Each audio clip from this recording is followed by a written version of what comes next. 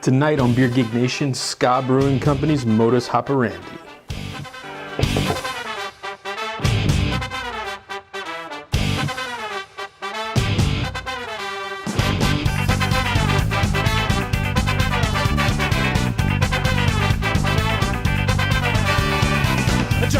Hey guys, welcome to Beer Geek Nation. I'm your host, Chris Steltz.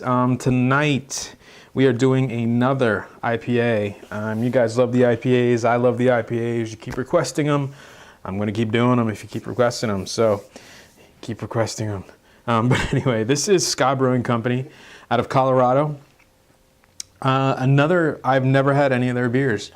It's always been one of those companies I've seen at a lot of beer fests or, at the bottle shop or anything. I've just never, I don't know why, but I've never gotten anything from them. Which is kind of stupid on my part because, the whole ska brewing thing kind of harkens back to my high school, college days when I was really into ska, Toasters, Skank and Pickle, Less Than Jake, Boss Tones, stuff like that. Looking at this can and I just checked their website out. It's a very cool website, by the way, if you want to go there. Very cool stuff on there. These guys are kind of from my generation. They, started drinking in '95 when they started, drinking craft beer when they were still in high school, and the whole kind of, I don't know, it just kind of warms my heart a little bit, So I figured, what the hell? I've had this one in my fridge for about a month now, been meaning to do it, just never got to it. This is Modus Hoperandi, 6.5%. It is their India Pale Ale in a can, I should add. They don't can all their beers. They do, put out a lot of bottles. This is one that they can year-round. As far as distribution goes, you should be able to get it on the East Coast, West Coast, and various places. I've seen it in my area, and if I can get it, I'm sure, most of the East Coast can get it. It's in Colorado. I'm sure the West Coast can get it, because what can't you guys get? But anyway, this is their India Pale Ale, 6.5%. Excited about this one. I think it's, a cool can. The kind of, can't judge a book by a cover. Well, I'm judging it, so get over it. But I'm going to get it in a cup, let you know how it smells, how it tastes, and I will give you the verdict.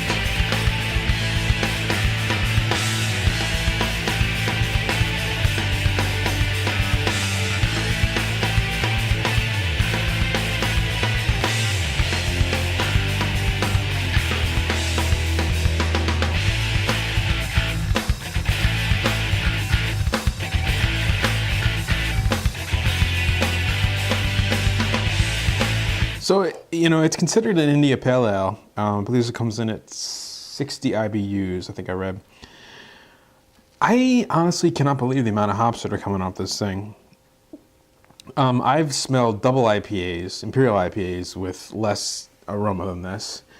I'm getting, hit very, very West Coast smelling. Lots of pine, citrus, orange peel, lemon zest, just, coming out of the can and the glass. I'm really, really surprised, in a good way, I might add. Even the color on this thing, it's that, it's got that orange, light yellowy eggshell head that just like a double IPA has. So I'm a little confused, not gonna lie to you. But wow. It's malty, it's sweet, but at the same time, it's full of piney, zesty, citrusy, West Coast kind of IPA, double IPA notes, I should say.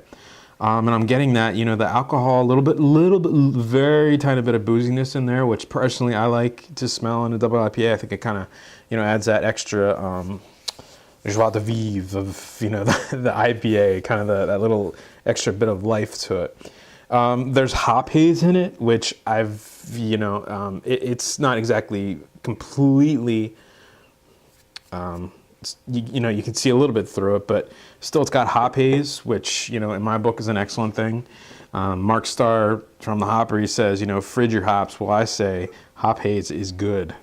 So I'm looking forward to getting this, tasting this one.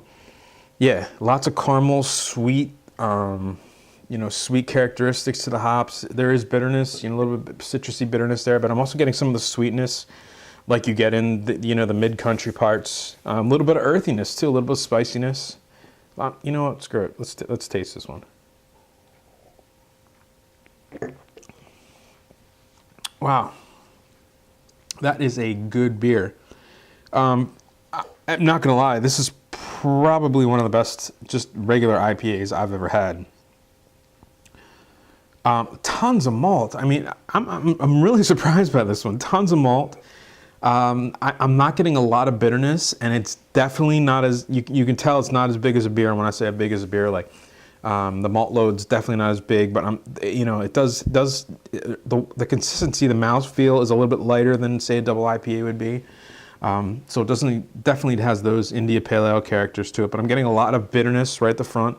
By the time it gets to the back of the mouth, sweetness is replacing the bitterness. Peach, mango, tons of grapefruit flavor in it, which I really like in IPAs. So that's, really good to taste. Yeah, I am really surprised by this beer. And kind of pissed off I didn't do it a little bit earlier. It's really good. Caramely notes, I mean, from the malts, which I wouldn't expect in a India Pale Ale. I don't know. I mean, in a double IPA, sure, but in a regular Imperial Pale or a regular India Pale Ale, it's kind of unheard of. I'm getting caramely notes, malty, bready notes, and tons of bitterness, tons of grapefruit, tons of hop characters.